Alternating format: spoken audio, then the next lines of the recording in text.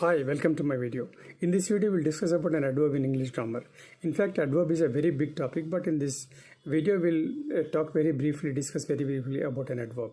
Adverb అంటే తెలుగులో క్రియా విశేషణం.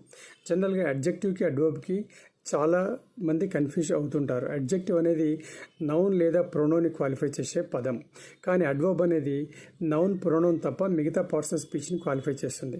సమ్టైమ్స్ ద హోల్ సెంటెన్స్ని క్వాలిఫై చేస్తుంది.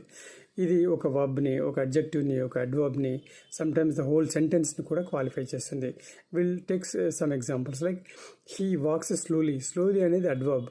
స్లోలీ అనేది వాక్ సంబంధించిన వర్బ్ను క్వాలిఫై చేస్తుంది.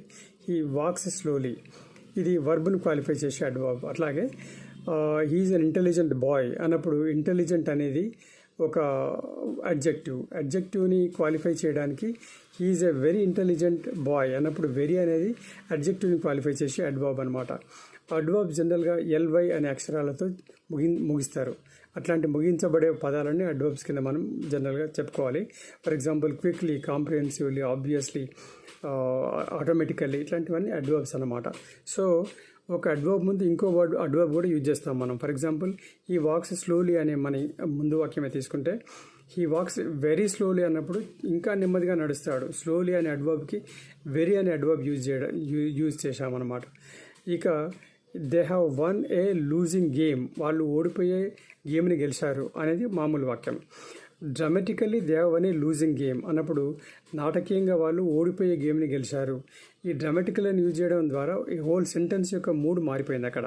So the adverb can influence the entire sentence, it will qualify the whole sentence sometimes. ఆ విధంగా ఇక అడ్వర్బ్ అనేది ఒక number adverb, time adverb, duration adverb, frequency adverb అని మనం చాలా అడ్వర్బ్స్ని మామూలుగా వాడుతూ ఉంటాం. నంబర్ అంటే వన్స్, ట్వైస్, థ్రైస్ అనేవి number adverbs. I met him thrice అన్నప్పుడు అతను 3 సార్లు కలిశాను.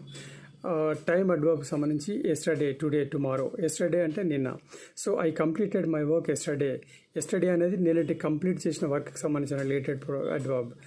అలాగే డ్యూరేషన్ సంబంధించి మనం చూస్తే for ever, of and rarely అనేవి డ్యూరేషన్ చెప్పే అడ్వర్బ్స్ అనమాట. They ban the movie for ever, ఆ మూవీని శాశ్వతంగా బ్యాన్ చేశారు. అది డ్యూరేషన్ సంబంధించిన ఫర్ ఎవర్ అనే అడ్వర్బ్. ఇక ఫ్రీక్వెన్సీ సంబంధించి అవర్లీ, డైలీ, మంత్లీ, వీక్లీ, అలాగే నెవర్, ఆల్వేస్ ఇట్లాంటి అడ్వర్బ్స్ యూజ్ చేస్తారు. డైలీ వి మీట్ హిమ్, మేము ప్రతిరోజు కలుస్తాం డైలీ. సో ఈ విధంగా this is a brief note on adverb. I hope you liked it. Please share, subscribe and like it.